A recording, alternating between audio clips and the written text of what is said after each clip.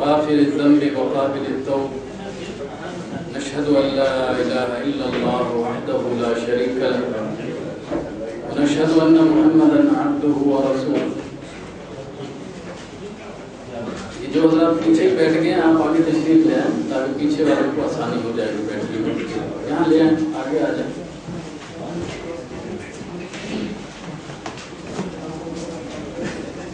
آ جائیں پیچھے حضرات, دیکھیں بالکل خالی ہے, رائٹ سائڈ جو ہے بالکل خالی ہے. آ جائیں آگے آ جائیں.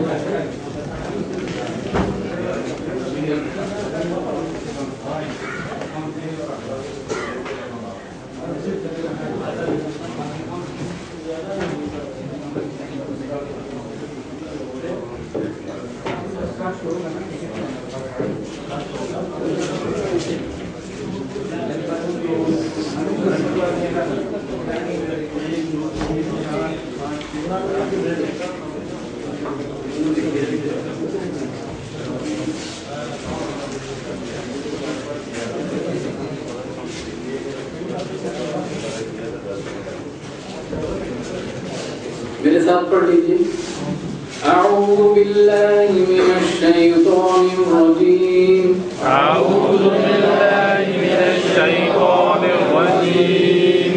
بسم اللہ الرحمن الرحیم. بسم اللہ الرحمن الرحیم. آیت نمبر جہاں 22 لکھا ہے وہ 23ویں آیت شروع ہو رہی ہے.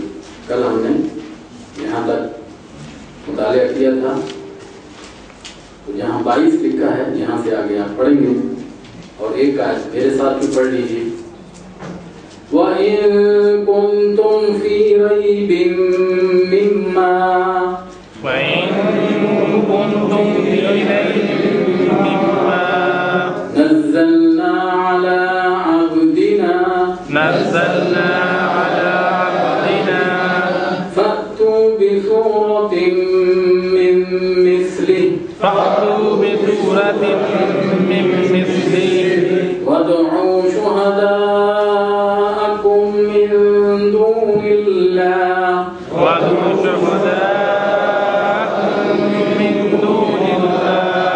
إِن كُنتُمْ صَادِقِينَ.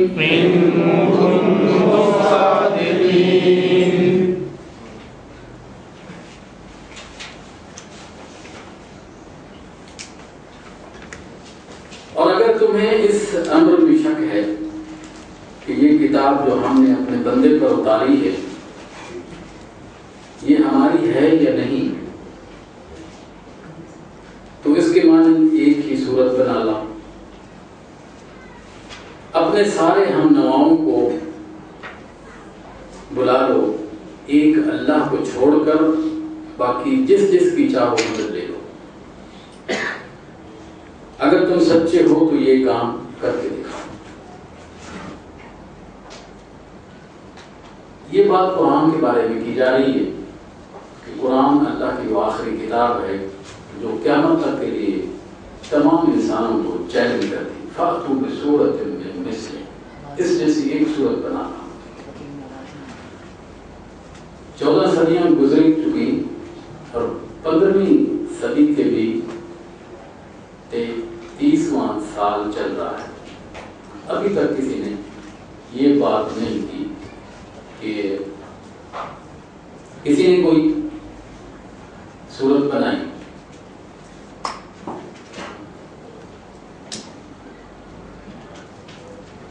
لہذا اس سے بڑا اور کیا سچ ہو سکتا ہے کہ یہ سارے انسان 14 صدیوں میں یہ نہ کر سکے.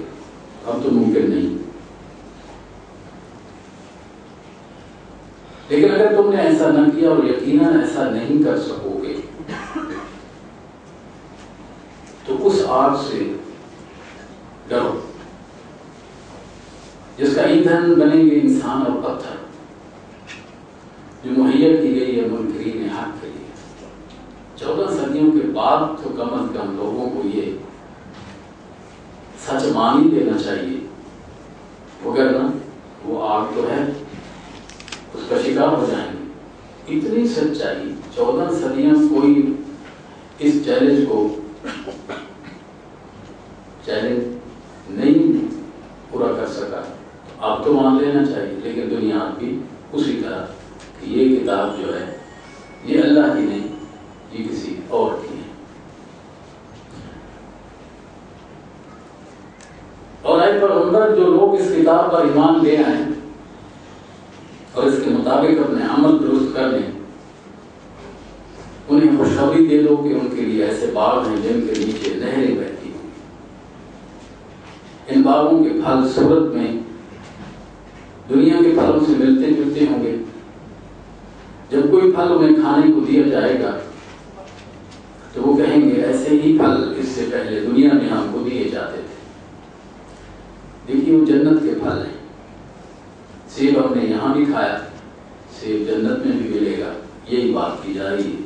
تو ہوں گے تو ملتے جلتے، لیکن جتنی دفعہ کوئی اہل جنت میں سے اس کو چکھے گا ذائقہ نیا ہی ہوگا۔ تو وہ کہیں گے کہ ایسے ہی پھل اس سے پہلے دنیا میں ہم کو دیے جاتے تھے۔ ان کے لیے وہاں پاکیزہ بیویاں ہوں گی۔ بیویوں کے لیے لفظ جو استعمال کیا گیا ہے وہ ہے وَلَهُمْ فِيهَا أَزْوَاجٌ مُطَهَّرَةٌ۔ ازواج جمع ہے زوج کی، اور زوج کہتے ہیں جوڑے کو۔ مذکر کا جوڑا مؤنث، مؤنث کا جوڑا مذکر ہے۔ تو وہاں بیویاں بھی، میاں بیوی میں سے اگر بیوی جنت میں چلی گئی ہے اور وہ نہیں جا سکا تو پھر اس کو وہ خامن دیا جائے گا جو اللہ کا بندہ ہوگا اور جنتی ہوگا۔ لیکن اگر خامن جنت میں چلا گیا ہے اور بدقسمتی سے بیوی دوزخ میں چلی گئی تو پھر اس کو وہ بیوی دی جائے گی جو اللہ کی بندی ہے، تھی جس نے اس طرح یہاں زندگی گزاری۔ اور میں سمجھتا ہوں سچی بات یہ ہے، بڑا ہی بد نصیب انسان وہ ہے کہ جس کی بیوی دوزخ میں چلی جائے۔ کیا اس کو رفاقت کہا جا سکتا ہے؟ اپنی بیوی کو ہی نہ بچا سکے، مرد کہا جائے ایسے آدمی کو؟ نہیں۔ دیکھیے ہم تو اپنی بیوی کو نہیں بدل سکتے، دوسری دنیا کو کیا بدلیں گے؟ اس لیے وَلَهُمْ فِيهَا أَزْوَاجٌ مُطَهَّرَةٌ وَهُمْ فِيهَا خَالِدُونَ، کہ یہ جنت کی زندگی ہمیشہ ہمیشہ کی ہے۔ ہاں اللہ اس سے ہرگز نہیں شرماتا کہ مچھر یا اس سے بھی حقیق کا کسی چیز کی تمثیلیں دے۔ جو لوگ حق بات کو قبول کرنے والے ہیں وہ انہی تمثیلوں کو دیکھ کر جان لیتے ہیں کہ یہ حق ہے جو ان کے رب ہی کی طرف سے آیا ہے۔ بات ہوئی مچھر کی، مچھر مکہ والے یہ اعتراف کرتے تھے، دراصل یہ جواب موجود ہو۔ دیکھیے قرآن میں دو قسم کے انداز ہیں، ایک تو یہ ہے کہ سوال کیا جاتا ہے، اس کا سوال قرآن ذکر کر دیتا ہے، اور ایک یہ کہ جواب دے دیا جاتا ہے اور سوال انڈرسٹوڈ ہوتا ہے کہ یہ سوال کیا ہے۔ یہاں سوال نہیں ہے، وہ سوال کیا ہے کہ لوگ محمد صلی اللہ علیہ وسلم کہتے ہیں کہ اللہ کا کلام ہے، اس میں یہ مچھر مکھی کی مثال ہے، یہ کیسے ہو سکتا ہے؟ تو یہ سوال تھا۔ تو اللہ تعالیٰ نے کہا ہے ہمارا نبی تو جواب دے یا نہ دے، لیکن اللہ اس میں ہیزیٹیٹ نہیں کرتا۔ اصل میں اس کے لیے ہمارے لیے ترجمے میں اردو میں کوئی ایسی ترجمہ نہیں ہے کہ یہاں لفظ شرمانا جو ہے وہ اللہ کے لیے مناسب نہیں لگتا مجھے ذاتی طور پر۔ ترجمہ کرنے والوں نے کیا لیکن مجھے ذاتی طور پہ اچھا نہیں لگتا۔ دراصل اللہ کبھی اس کے اندر، انگریزی میں ہیزیٹیٹ کہتے ہیں، وہ ہیزیٹیشن اللہ تعالیٰ وہ کبھی رکتا نہیں ہے بلکہ وہ سیدھی بات کرتا ہے۔ مچھر وہ چھوٹی ہے یا کہ ہماری مخلوق ہے؟ اگر آپ اس وقت ہارون یحییٰ کی وہ مووی دیکھیں جو مچھر کے اوپر بنائی گئی، کمال ہے۔ پھر اتنی بات سنیے کہ مچھر اپنے ٹارگیٹ کو کیسے معلوم کرتا ہے رات کے اندھیرے کے اندر۔ تو سائنسدانوں نے کہا کہ وہ جو اس کے پاس ڈش اینٹینا لگا ہوا جو مونچھیں ہیں اس کی، وہاں سے ویوز کرتی ہیں اور ویو ساری طرف پھیل جاتی ہیں، کوئی دیوار پہ گئی ہے، پھر اسی سے واپس جواب بھی آتا ہے کہ ہاں یہ کیا ہے، دیوار ہے۔ اس کو یہ میسج ملتا ہے، یہ دیوار اندر نہیں جاتا ہو. لیکن اگر انسان کوئی سویا ہو تو اس سے جو واپس آئی ہے اس نے میسج دیا کہ یہ انسان ہے، یہ جاندار ہے، بالکل اسی ڈائریکشن میں جاتا ہے. پھر بعد میں جو کچھ کرتا ہے وہ تو آپ کو پتہ ہی ہے. ٹھیک ہے. اب آپ دیکھیں کتنا کمپلیکیٹڈ سسٹم اللہ تعالیٰ نے اس کے اندر بنا دیا ہے. تو اللہ تعالیٰ یہی فرما رہا ہے کہ اللہ اپنی کسی چھوٹی مخلوق کی یا بڑی کی مثالیں دے وہ سمجھانا چاہتا ہے. اصل بات یہ ہے، اور جو ماننے والے نہیں ہیں وہ انہیں سن کر کہنے لگتے ہیں ایسی تنظیموں سے اللہ کو کیا سوکا، وہ اپنی بات کرتے ہیں. اس طرح اللہ ایک ہی بات سے بہتوں کو گمراہی میں مبتلا کر دیتا ہے. بہت سارے لوگوں نے اس مثال سے جو ہدایت حاصل کر لی اور بہت سارے جو گمراہ ہو جاتے ہیں وہ اسی طرح اڑے رہتے ہیں اس کے اوپر، بہتوں کو راہ راست دکھا دیتا ہے اور گمراہی میں وہ انہیں کو مبتلا کرتا ہے. یہ اس کی سنت ہے. اللہ کی سنت کیا ہے کہ اللہ کسی کو گمراہ نہیں کرتا، ورنہ تو یہ ظلم ہو جائے گا، زیادتی ہو جائے گی کہ اللہ ہی جس کو گمراہ کر دے پھر وہ کیا، اس کا کیا قصور ہے؟ نہیں، اس کی سنت یہ ہے کہ وہ ہر آدمی کو ہدایت کے پورے بندوبست کرتا ہے. پھر اگر وہ نہ ایمان لائے تو پھر کیا ہو جانا چاہیے؟ پھر بھی اللہ اسے محبت کرتا ہے، پھر بھی جنت میں بھیجے؟ نہیں. ہم انسان اس دنیا میں ایسا نہیں کرتے تو اللہ کیسے کرے؟ وہ ڈھیٹ ہی ہو گیا، اکڑ ہی گیا، تو پھر اس کو گمراہی کیا جائے گا. لیکن اللہ تعالیٰ نافرمانوں کو ان کے علاوہ کسی کو گمراہ نہیں کرتا ہے. لفظ استعمال کیا ہے الا الفاسقین. فاسق دیکھیے اس گھوڑے کو کہتے ہیں عربی میں جس کو کھونٹے سے باندھ دیا جاتا ہے اور پھر وہ گھومتا رہتا ہے اور جتنا بھی رسہ اس کو اجازت دیتا ہے وہیں تک وہ جا سکتا ہے اور گھومتے گھومتے وہ سارا گھاس چر لیتا ہے. بالآخر کیا ہوتا ہے کہ پھر گھاس ختم ہو جاتی ہے، یا کسی وقت وہ زور لگاتا ہے یا رسہ ٹوٹ جاتا ہے یا گھونٹا اکھڑ جاتا ہے تو پھر وہ کیا ہے اس دائرے سے کیا ہوا، باہر نکل گیا. یہ عمل عربی میں کیا کہلاتا ہے؟ فسق کہلاتا ہے. ایمان تو لایا تھا، یہ مسلمان کو فاسق کہا جاتا ہے. کافر مت کہیے، منافق مت کہیے، لفظ فاسق استعمال ہوتا ہے اس کے لیے. ایمان لایا تھا لیکن اب کیا ہے، وہ اللہ کی حدود سے نکل جاتا ہے. اس کے لیے اللہ کے عہد کو مضبوط باندھ لینے کے بعد توڑ دیتے ہیں. یہ فاسق کیا کرتے ہیں؟ توڑ دیتے ہیں. اللہ نے جسے جوڑنے کا حکم دیا اسے کاٹتے ہیں. ان کی زندگی کا یہ وتیرہ ہے، ہر اللہ کے حکم کی نافرمانی کرتے ہیں، توڑتے ہیں اور زمین میں فساد برپا کرتے ہیں. یہ زمین آپ کی ہے، میری ہے، کسی کی نہیں ہے. اس کے اندر اس کے نظام کے علاوہ اگر کوئی دوسری بات ہوگی اس کو فساد سے لفظ کہا جاتا ہے. میں تو اپنے گھر میں کسی کو حکم نہیں چلنے دیتا، یہ زمین کس کی ہے یا کسی اور کا حکم چلے گا تو پھر کیا فساد نہیں ہوگا؟ حقیقت میں یہی لوگ نقصان اٹھانے والے ہیں. یہ لوگ جو فاسق ہیں یہ نقصان اٹھانے والے ہیں. تم اللہ کے ساتھ کفر کا رویہ کیسے اختیار کرتے ہو حالانکہ تم بے جان تھے.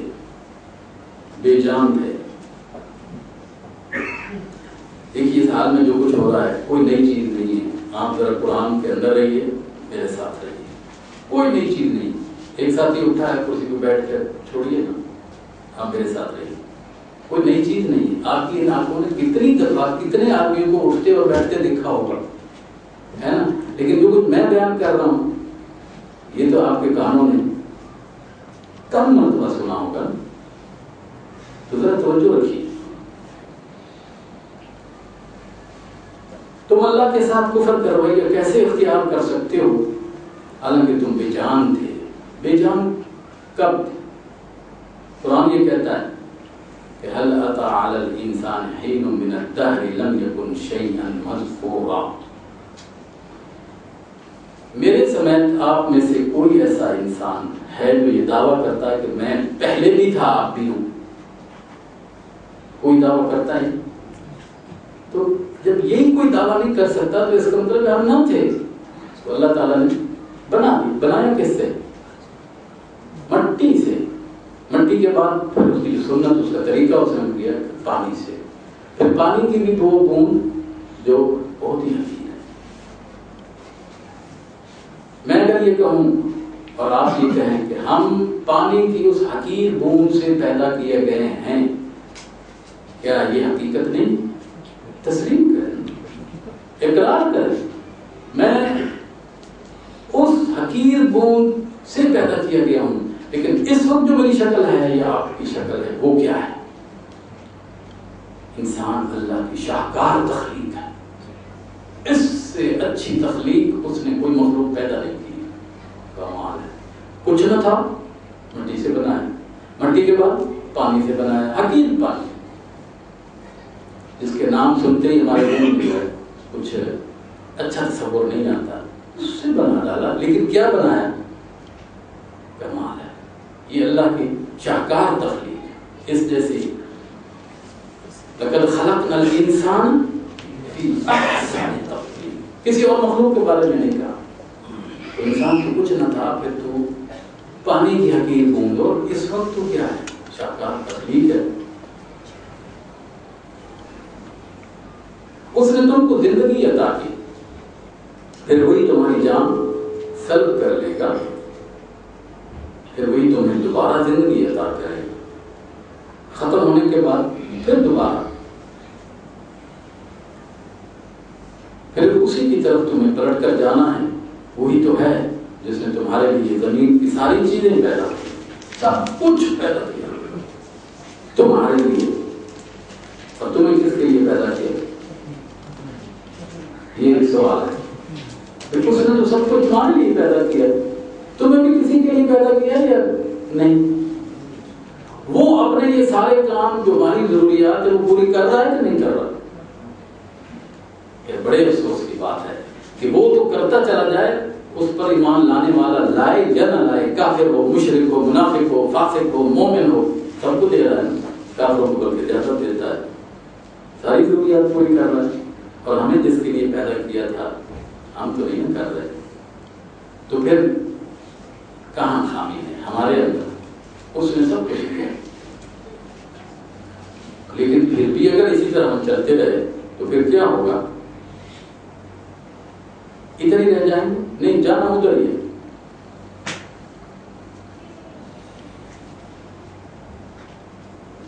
اسی کی طرف تمہیں پلٹ کر جانا ہے، وہی تو ہے جس نے تمہارے لیے زمین کی ساری چیزیں پیدا کی، پھر اوپر کی طرف توجہ فرمائی اور ساتھ آسمان استوار کیے۔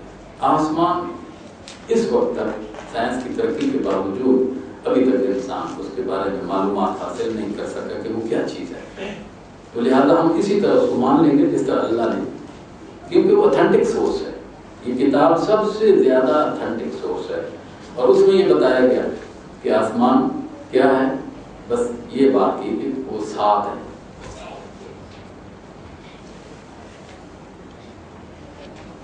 یہ رکوع مکمل، دیکھیے اب روٹین یوں ہوگی کہ ہر رکوع کی پہلی رکعت میرے ساتھ آپ پڑھیں تاکہ آپ بھی میرے ساتھ رہیں۔ ہم کون سی آیت پہ پہنچ گئے؟ یہ رکوع آ گیا، دیکھیے ذرا توجہ کیجیے۔ وَإِذْ قَالَ رَبُّكَ لِلْمَلَائِكَةِ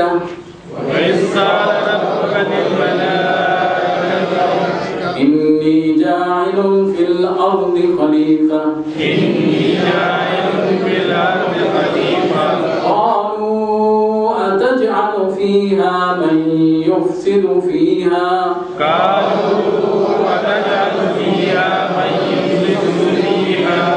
وَيَسْفِكُ الدِّمَاءَ وَنَحْنُ نُسَبِّحُ بِحَمْدِكَ وَنُقَدِّسُ لَكَ قَالَ إِنِّي أَعْلَمُ مَا لَا تَعْلَمُونَ۔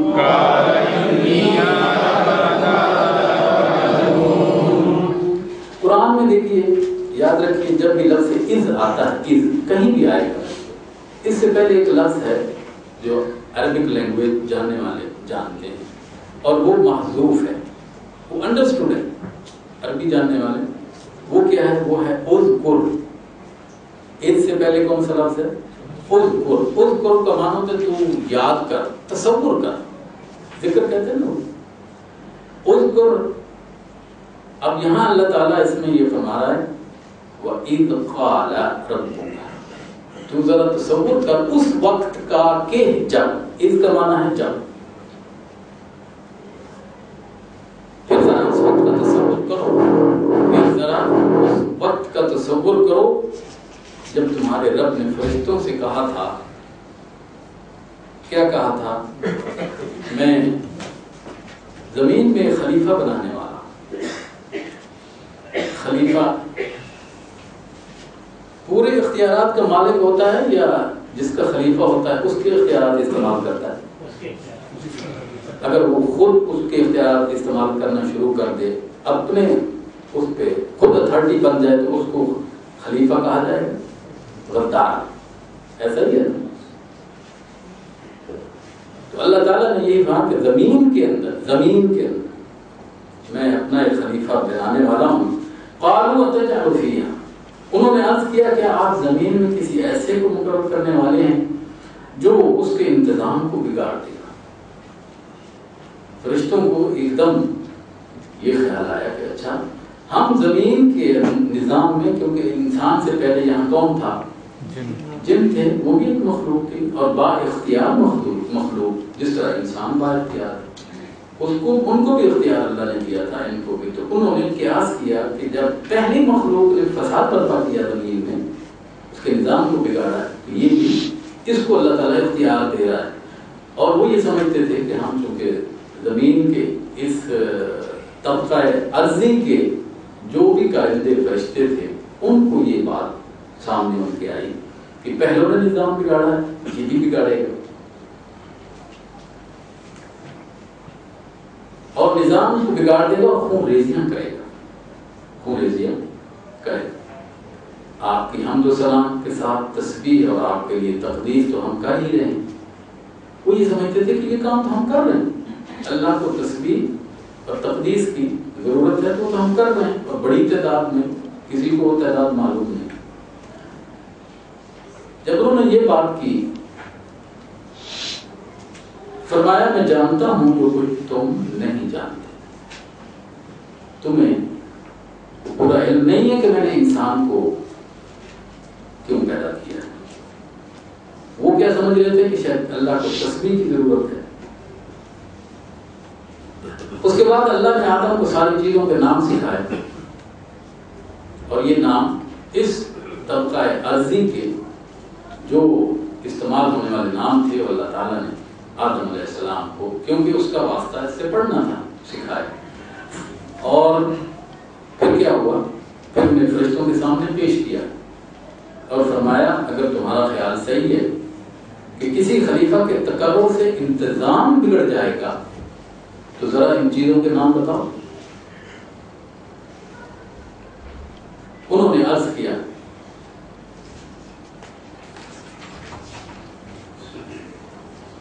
نقص پاک تو آپ ہی کی ذات ہے، ہم تو بس اتنا ہی علم رکھتے ہیں جتنا آپ نے ہم کو دے دیا ہے، اتنا ہی ہم جانتے ہیں۔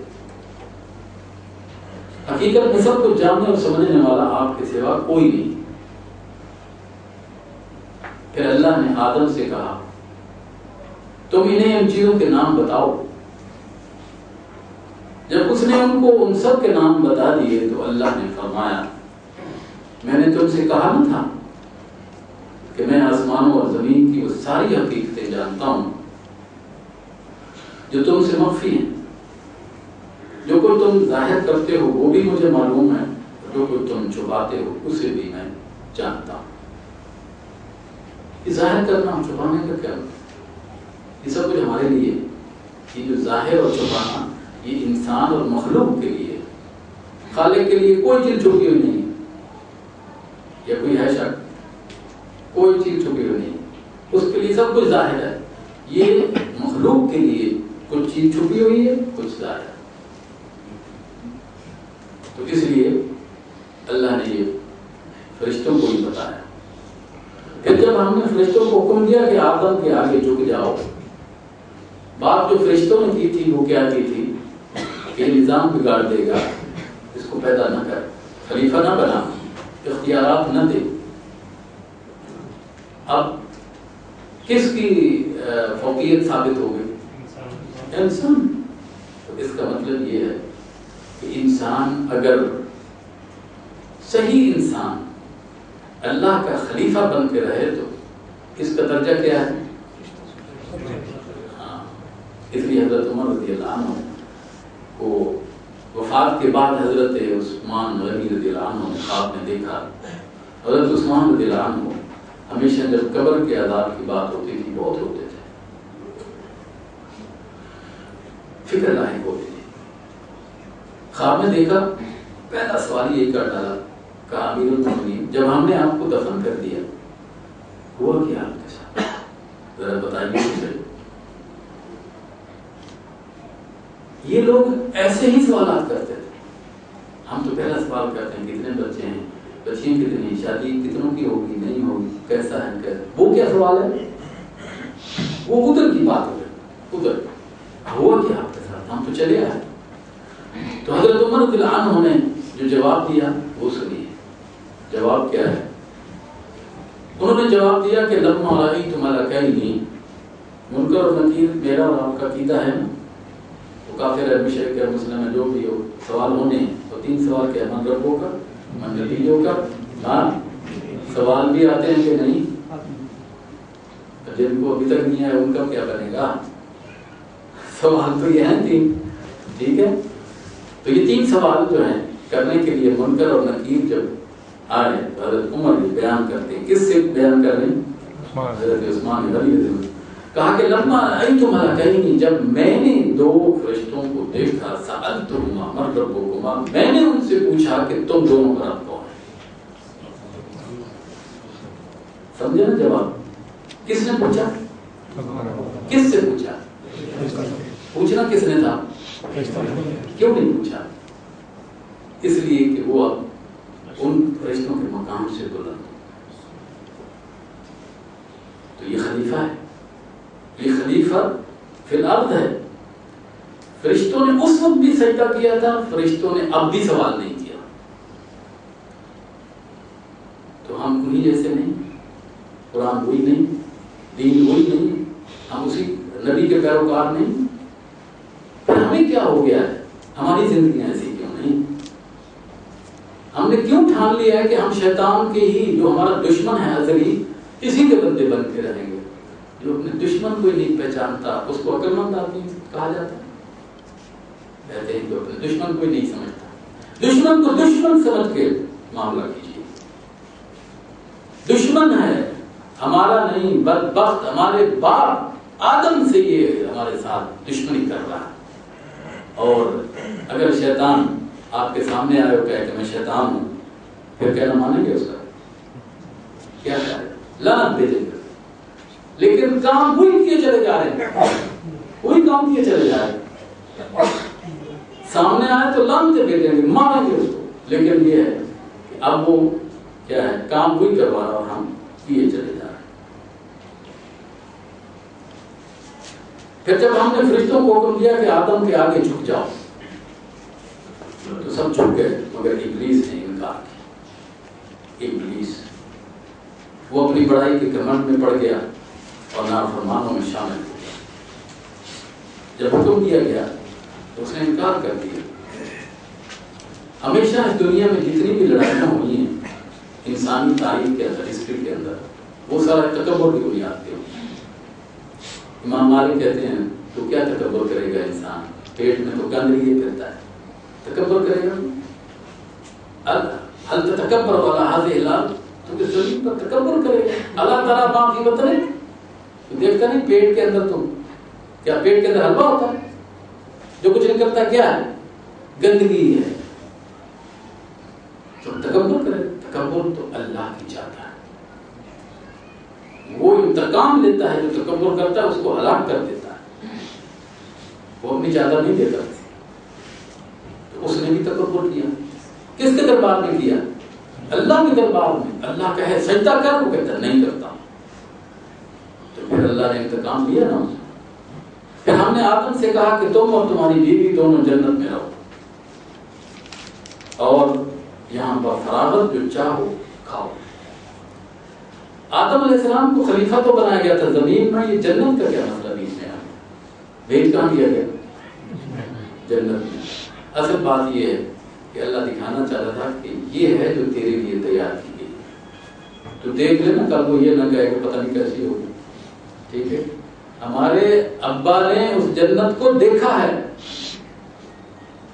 ہمارے باپ نے اس جنت کو آنکھوں سے دیکھا ہے، اس کے پھل کھائے ہیں، وہاں رہا ہے، ہمارا باپ وہاں رہ کے آیا، ہماری ماں وہاں رہ کے آئی، یہ دکھانا چاہتا تھا اللہ، لیکن ایک آزمائش بھی تھی۔ اصل اس کو پیدا کس کے لیے کیا گیا تھا؟ زمین کے لیے، لہذا شیطان کو بھی بھیج دیا، شیطان نے تو مہلت مانگی۔ اس لیے یہ دیکھیے کہ قرآن اس قصے کو یہاں جس انداز میں بیان کر رہا ہے، اگلی صورت میں کسی اور انداز میں بیان کرے گا۔ تو قرآن کی تفسیر کو اگر سمجھنا ہو تو یہ اصول طے کر دیا گیا ہے کہ قرآن کو قرآن کے ذریعے سمجھیے۔ ایک موضوع یہاں ہے تخلیق آدم کا، دوسری صورتوں میں ڈھونڈیے کہاں یہ، تو یہ قصہ مکمل ہو جائے گا۔ قرآن کو قصے کی کتاب نہیں کہ قصہ کیا ہوتا ہے کہ الف سے لے کر یہ تک ساری سٹوری میں مکمل کر دی جاتی ہے، وہاں پیدا ہوا یہ ہوا پھر مر گیا، یہاں پہ مرنے کی بات ہوئی کوئی مر پیدا کی ہونے کی، تو اس کے لیے اس کی قرآن قصے کی کتاب نہیں ہے۔ قرآن جغرافیہ کی بات کرتا ہے لیکن جغرافیہ کی کتاب نہیں ہے۔ قرآن فلکیات کی بات کرتا ہے لیکن فلکیات کی کتاب نہیں۔ قرآن کتاب ہدایت ہے، وہ ڈاکٹر کی بھی ضرورت ہے، وہ انجینئر کی بھی ضرورت ہے، وہ بادشاہ کی بھی ضرورت ہے، وہ گداگر کی بھی ضرورت ہے۔ تو اس لیے قرآن کتاب ہدایت ہے، وہ کسی اس کے اندر سب کچھ ہے، سارے علوم ہیں۔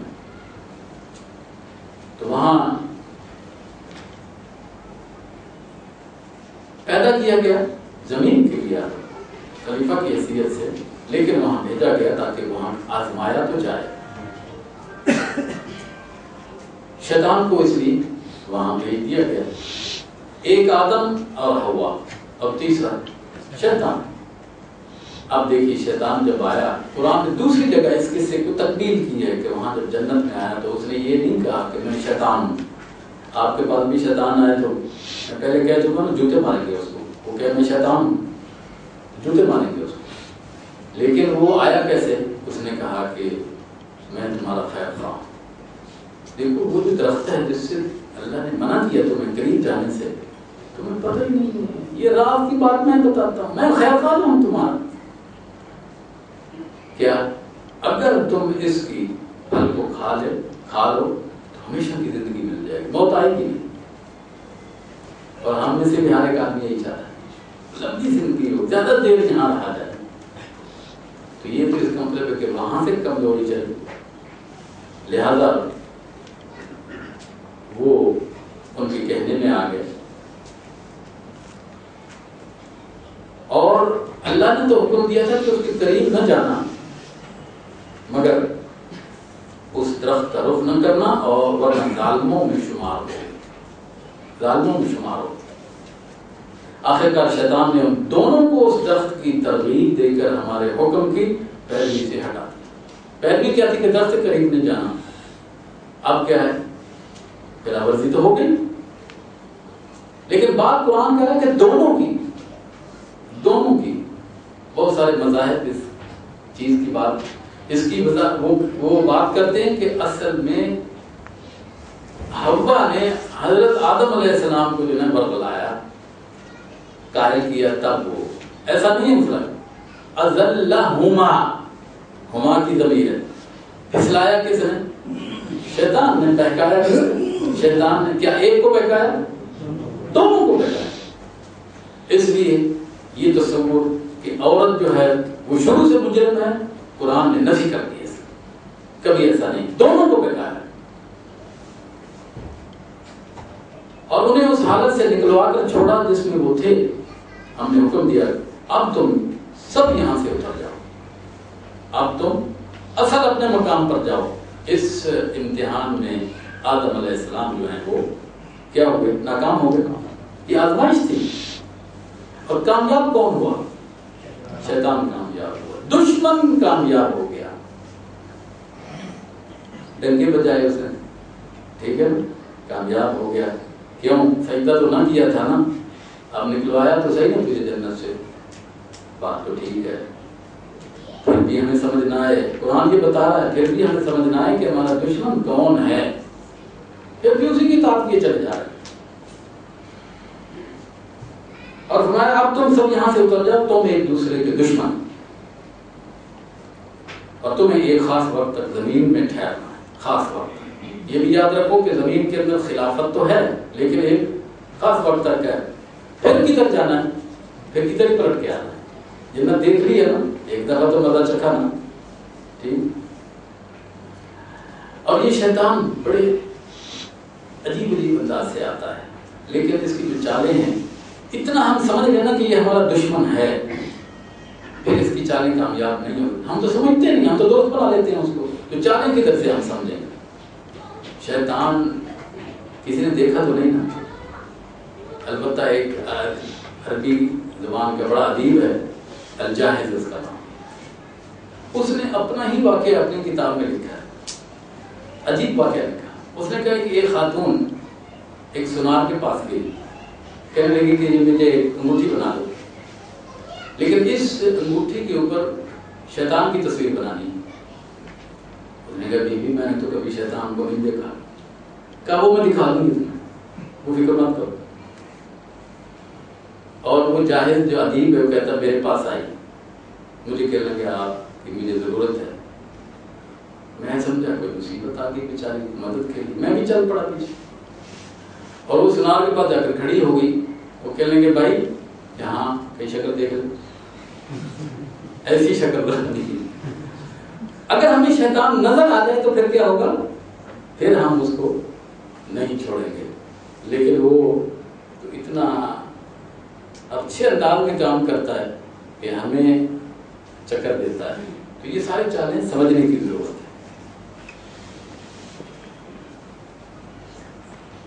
ہم نے حکم دیا کہ اب تم سب یہاں سے اتر جاؤ، تم ایک دوسرے کے دشمن، اور تمہیں ایک خاص وقت تک زمین میں ٹھہرنا اور وہیں گزر بسر کرنا ہے۔ میرے ایک استاد سے ازہر کے وہ کہا کرتے تھے 3 سوال ہیں، اگر ان کا جواب آپ کو آتا ہو نا تو بہت آسان ہے۔ یہ معلوم کرنا کہ ہم آئے کدھر سے، کدھر سے آئے ہیں، کیوں آئے ہیں، اور جانا کدھر ہے۔ یہ 3 سوال ہیں، آئے کہاں سے ہیں، کیوں آئے ہیں، اور جانا کدھر ہے، تو پھر انسان ٹھیک زندگی گزارے گا، وگرنہ وہ پھر شیطان کے ساتھ ہی ہوتا ہے۔ اور تمہیں ایک خاص وقت تک زمین میں ٹھہرنا ہے اور وہیں گزر بسر کرنا ہے۔ اس وقت آدم نے اپنے رب سے چند کلمات سیکھ کر توبہ کی۔ یہ بنیادی فرق ہے انسان اور شیطان کا، یہ بنیادی فرق ہے اور بہت بڑی بات ہے۔ غلطی ہوئی، سارا کچھ ہوا، لیکن پلٹا کس کی طرف؟ پھر اپنے رب کی طرف۔ بس یہ بنیادی ہے، شیطان نہیں پلٹا۔ ابلیس جو نام آیا، ابلیس کا معنی ہوتا ہے جو مایوس ہو چکا ہے، وہ نہیں پلٹے گا، توبہ نہیں کرے گا۔ لیکن جو بنیادی فرق ہے وہ اس انسان اور شیطان کے اندر یہ کہ یہ پلٹتا ہے۔ اور اللہ تعالیٰ کے بارے میں اللہ کے رسول صلی اللہ علیہ وسلم نے فرمایا کہ اللہ تعالیٰ فرماتے ہیں، حدیث قدسی میں ہے کہ میرے وہ بندے جو بار بار غلطیاں کرتے ہیں اور میری طرف پلٹ پلٹ کے آتے ہیں، مجھے وہ ان سے کہیں زیادہ اچھے لگتے ہیں جو کبھی غلطی کرتے نہیں، گناہ نہیں کرتے اور توبہ کرنی نہیں پڑتی۔ مجھے بڑا اچھا لگتا ہے میرا بندہ گناہ کرتا ہے پھر کیا ہوتا ہے، پلٹ کے آتا ہے، تو مجھے بڑا اچھا لگتا ہے۔ کہاں آیا؟ میرا ہی تھا نا، آیا تو میرے پاس ہی نا۔ دیکھیے آپ کا کوئی بیٹا نافرمان ہو، جتنا دور چلا جائے، کچھ بھی چلا، لیکن ایک دن آ جائے کہ ابا معاف کر دیں، غلطی ہو جاتی ہے نا۔ آپ بتائیں اس وقت ناراض ہوں گے کہ کیا کریں گے؟ گلے سے لگائیں گے، بیٹا تو میرا ہی ہے نا، گلے سے لگائیں گے۔ اس نے لاکھ غلطیاں کی ہوں گی، ماں بھی غصہ بھول جائے گی اور باپ بھی بھول جائے گا۔ اور اللہ کے رسول فرماتے ہیں کہ اللہ اپنے ایسے بندے سے جو اس کی طرف پلٹ کے آتا ہے 70 ماؤں سے زیادہ محبت کرنے والا۔ تو آدم علیہ السلام پلٹ ہے، تو پھر کیا ہوا؟ فتاب علیہ، اس کی رحمت نے اس کو اپنے گود میں لے لیا۔ اس لیے ایک جگہ قرآن کی ورڈنگ سنیے، ورڈنگ اگر پلٹنا ہے اللہ کی طرف، پلٹنا نہیں چمٹنا ہے. آپ نے آیت سنے کہ وَاعْتَصِمُوا بِحَبْلِ اللَّهِ، یہ تو عام کامن آیت ہے لوگوں کو آتی ہے. وَاعْتَصِمُوا بِحَبْلِ اللَّهِ کا کیا معنی ہے؟ اللہ کی رسی کے ساتھ چمٹ جاؤ، اس کو تھام لو. ایک جگہ اللہ نے فرمایا ہے وَاعْتَصِمُوا بِاللَّهِ، اللہ کے ساتھ چمٹ جاؤ، بس تم ہو اور اللہ ہو، چمٹ جاؤ اللہ کے ساتھ.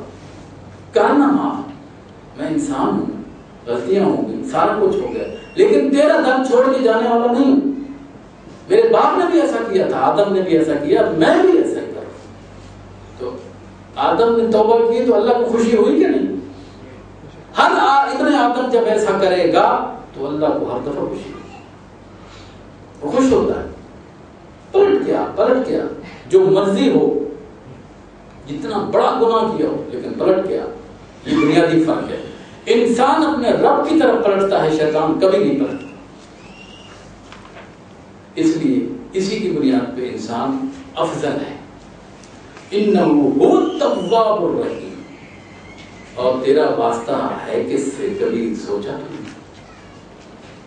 کیونکہ وہ بڑا معاف کرنے والا. تواب کہتے ہیں مبالغے کا صیغہ، بہت زیادہ. میکسیمم آپ جو سوچ سکتے ہیں کہ وہ کتنا درجہ ہوگا اس سے کہیں ماورا ہے. وہ معاف کرنے والا ہے. وہ تو 100 انسانوں کو قتل کرنے والے کو بھی معاف کر دیتا ہے. رسول اکرم صلی اللہ علیہ وسلم کی حدیث میں قیامت کو ایک انسان دوسرے کے بارے میں بات کرے گا، اس نے میرے حقوق دینے ہیں، اس نے فلاں چیز میری دی، فلاں غصب کیا، فلاں چیز کی، مجھے گالی دی، یہ کیا وہ کیا، سارا انصاف کر. اللہ فرمائے گا تو معاف نہیں کر سکتا. نہیں مجھے عاجزیوں کی ضرورت ہے، میں کیسے معاف کر دوں اس کو؟ اللہ فرمائے گا معاف کر دینا. نہیں مجھے دیکھیے اس نے میرے ہاتھ مارا، مجھے گالی دی. اللہ فرمائے گا تو معاف کر دے تیرا بھائی. نہیں مجھے نیکیوں کی ضرورت ہے. اور تھوڑی دیر میں سامنے دیکھے گا ایک مکان ہوگا، اللہ کے رسول فرماتے ہیں اس مکان کی طرف اللہ فرمائے گا دیکھ وہ کیا ہے اوپر؟ کہے گا اللہ یہ تو اتنا خوبصورت مکان ہے، کمال ہے، یہ تو نے کس کے لیے بنایا؟ کسی نبی کے لیے؟ اللہ فرمائے گا نہیں. کسی شہید کے لیے؟ اللہ فرمائے گا نہیں. تو پھر کس کے لیے بنایا؟ فرمایا کہ یہ تیرے لیے بنایا اگر تو اپنے بھائی کو معاف کر دے. تو اسی وقت کہ اللہ میں نے معاف کر دیا. اب تو جانا چاہیے اس گھر کے اندر.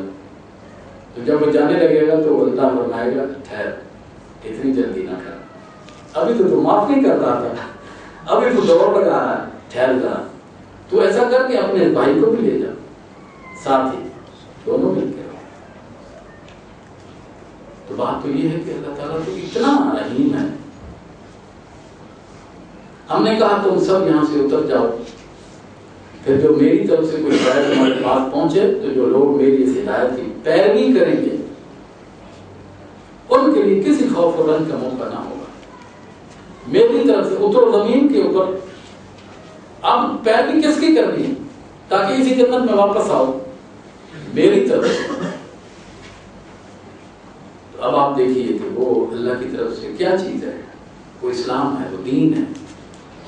دیکھیے بعض اوقات ہم سمجھتے ہیں کہ محمد صلی اللہ علیہ وسلم کے دین کا نام کیا ہے؟ اسلام. نہیں، اسلام آدم علیہ السلام کے دین کا نام ہے.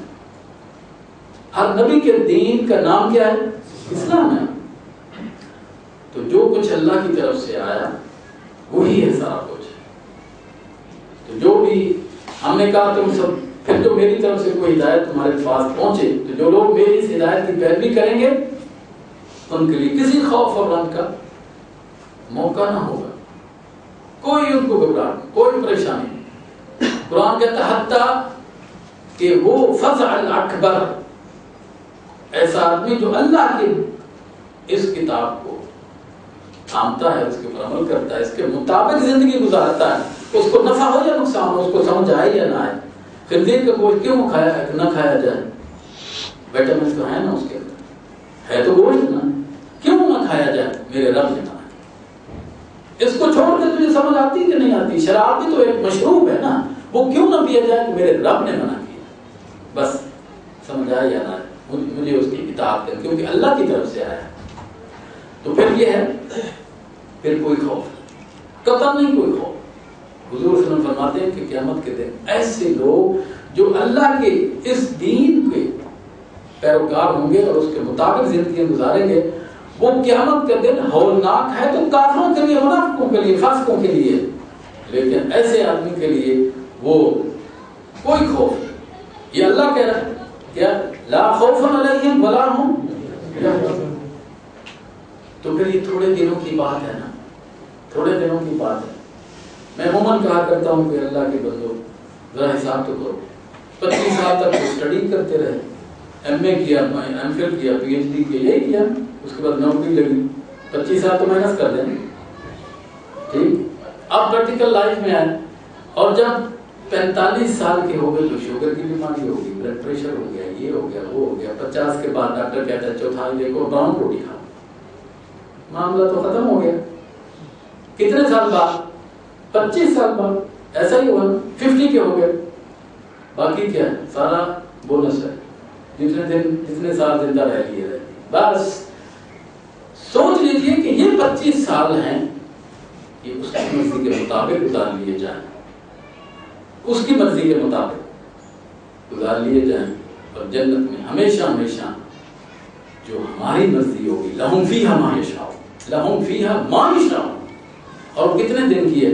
30 سال کی، 40، 100 نہیں، خالدین فیہا، ہمیشہ ہے۔ تو 25 سال کیلکولیٹ کیجیے، صبر کر لیجیے، جس طرح اللہ نے اور اس کے رسول نے چاہے ویسے کر لیجیے، پھر ہمیشہ ہمیشہ کے لیے موجیں۔ اور اگر یہ 25 سال اس کی نافرمانی میں گزارے تو پھر دوسری طرف جہنم بھی ہے، جس میں بھی ہمیشہ ہمیشہ رہنا۔ تو کیلکولیشن کر لیجیے، یہاں مرضی کس کی چلے، اس کی، وہاں کس کی چلے گی؟ قرآن تو کہتا ہے تیری مرضی کا میں اتنا احترام کروں گا کہ تو اٹھ کے جائے اور پھل توڑے، نہیں، ایسا نہیں۔ قطوف و آدانیہ، پھل چل کے آئے گا، تو نے خواہش دی ہے نا کہ پھل کھاؤں، تیرے پاس آئے گا۔ اور جو اس کو قبول کرنے سے انکار کریں گے اور ہماری آیات کو جھٹلائیں گے، وہ آگ میں جانے والے لوگ ہیں، جہاں وہ ہمیشہ رہیں۔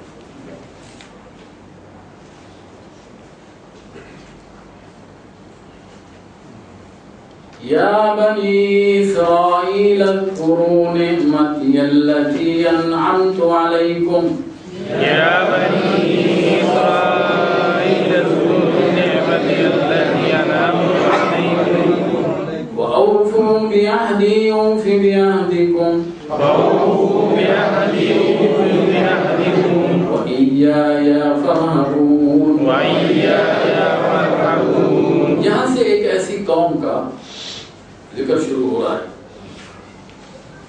جن کو بنی اسرائیل کے نام سے آپ جانتے ہیں۔ اسرائیل حضرت یعقوب علیہ السلام کا نام ہے، لقب ہے۔ ان کی اولاد سے آگے لاکھوں انبیاء ہوئے اور لاکھوں بادشاہ ہوئے۔ تو اس قوم کا، یہ قوم بڑی انعام یافتہ تھی، لیکن زوال کا شکار ہو گئی۔ یہ امت بڑی انعام یافتہ تھی، لیکن یہ زوال کا شکار ہو گئی۔ اب اسی کی تفصیل آ رہی ہے، اور یاد رکھیے کہ اتنی بڑی تفصیل دینے کا مقصد کیا ہے؟ ہمیں حضور اکرم صلی اللہ علیہ وسلم نے کلیئر الفاظ میں فرمایا، میری امت شبرن شبرن، بالشت بالشت بنی اسرائیل کی تقلید کرے۔ تو بنی اسرائیل سے یہ منصب چھین لیا گیا، وہ امامت کے منصب پر فائز کی گئی، لاکھوں انبیاء اس میں مبعوث ہوئے، لاکھوں بادشاہ ہوئے، لیکن یہ منصب چھین لیا گیا۔ پھر ان کی رشتہ داریاں اور قرابتیں کام نہ آئیں۔ اے بنی اسرائیل، ذرا خیال کرو میری اس نعمت کا جو میں نے تم کو عطا کی، میرے ساتھ تمہارا جو عہد تھا اسے تم پورا کرو، تو میرا جو عہد تمہارے ساتھ تھا اسے میں پورا کروں گا، اور مجھ ہی سے ڈرو،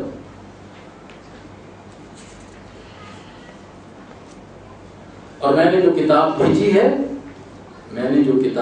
ہے اس پر ایمان لاؤ. یہ اس کتاب کی تائید میں ہے جو تمہارے پاس پہلے سے موجود تھی. منظر کچھ یوں ہے کہ اللہ کے رسول صلی اللہ علیہ وسلم مکہ میں تو مشرکین عرب سے مخاطب تھے بھی وہاں منافق بھی نہیں تھے اور اہل کتاب بھی نہیں تھے. جب آپ ہجرت فرما گئے تو وہاں ایک نئی قوم سے واسطہ پڑا اور وہ تھے یہودی اور عیسائی دونوں بنی اسرائیل کہلاتے ہیں. یہ دونوں پہلے موسیٰ علیہ السلام آئے پھر اس کے بعد عیسیٰ علیہ السلام آئے. تو اس قوم کی بڑی بھیانک تاریخ ہے. مجرم قوم ہے, مجرم, ہزاروں انبیاء کو قتل کرنے والی قوم ہے. آگے آ رہے ذکر. تو فرمایا کہ میں نے جو کتاب بھیجی ہے اس پر ایمان لاؤ. یعنی رسول اللہ صلی اللہ علیہ وسلم پر کون سی کتاب نازل ہوئی؟ کتاب قرآن. ایمان لے آؤ. یہ اس کتاب کی تائید میں ہے جو تمہارے پاس پہلے سے موجود تھی. تورات اور انجیل میں یہ چیز موجود ہے کہ ایک کتاب آئے گی اور ایک نبی آخر الزمان ہوگا. وَلَا تَشْتَرُوا بِآيَاتِي ثَمَنًا قَلِيلًا, اور تھوڑی قیمت پر میری آیات کو نہ بیچو. کیا خیال ہے آج قرآن کی آیات کو بھی تو بیچا جا رہا ہے نا. بات وہی ہوگی نا کہ شبرن بارش تقریر کر رہے ہیں, بالکل وہی کر رہے ہیں. اور ہم بھی کرتے ہیں. نماز پڑھنے کی کیا ضرورت ہے, دین کی کیا بات ہے, اللہ کے رسول کی امت سے ہیں صلی اللہ علیہ وسلم, بس جنت کے دروازے پہ کھڑے ہوں گے ڈالتے جائیں. لا حول ولا, کتنا تصور غلط ہے. اس کے دین کو رسوا کیا جائے, ہمارے تو کانوں پہ کیوں تک نہیں, اور امیدیں لگائے بیٹھیں کہ جنت کے دروازے پر ہمیں پکڑ کے اندر کر دیا جائے گا. بڑی خام خیالی میں ہیں. یعنی جہاں تو ہم گھاس بو رہے ہیں, ایسے ہی ہے نا. ایک مفسر نے بڑی اچھا جملہ لکھا ہے, ہم وہ امت ہیں کہ ادھر گھاس بولتے ہیں, خیالی پلاؤ ہے کہ ادھر انگور ملیں گے. یہ کیسے ہو جائے گا؟ ادھر گھاس بوئیں گے ادھر بھی گھاس ہی ملے گا, ادھر انگور بوئیں گے تو ادھر انگور ملیں گے. بڑا بے عقل آدمی ہے جو بوتا تو ہے گھاس اور سمجھتا ہے اس میں سے آم ملیں گے. یہ کیسے ہو جائے گا؟ تو ہم ایسے ہی ہیں. یہاں تھوڑی قیمت میری آیات کو نہ بیچ ڈالو اور میرے غضب سے بچو.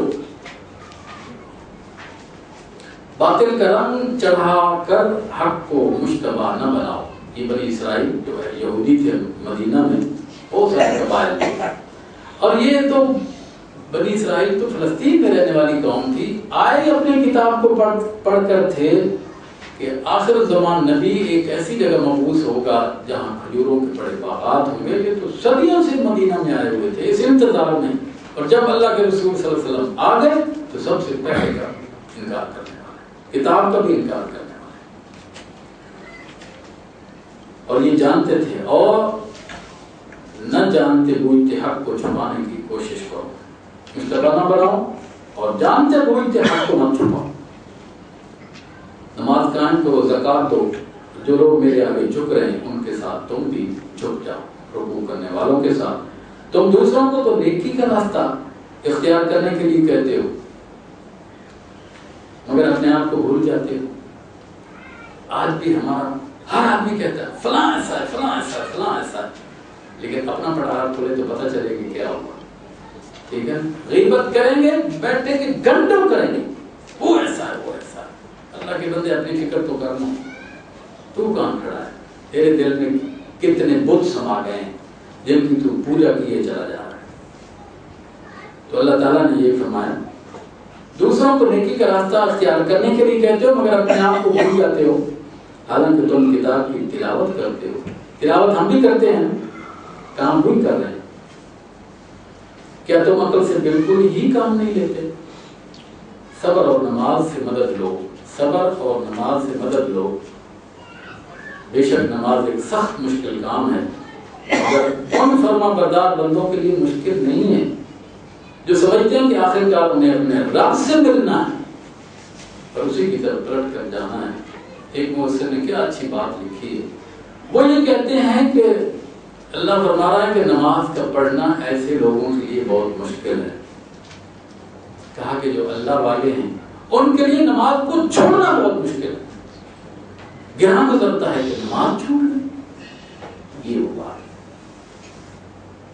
تو لیکن ایک دن تو پلٹ کے جانا ہے، سب کچھ حساب کتاب ہوگا۔ تو ابھی نماز کو نماز ادا کیجیے۔ جزاکم اللہ خیر ڈاکٹر صاحب، آج ناشتے کا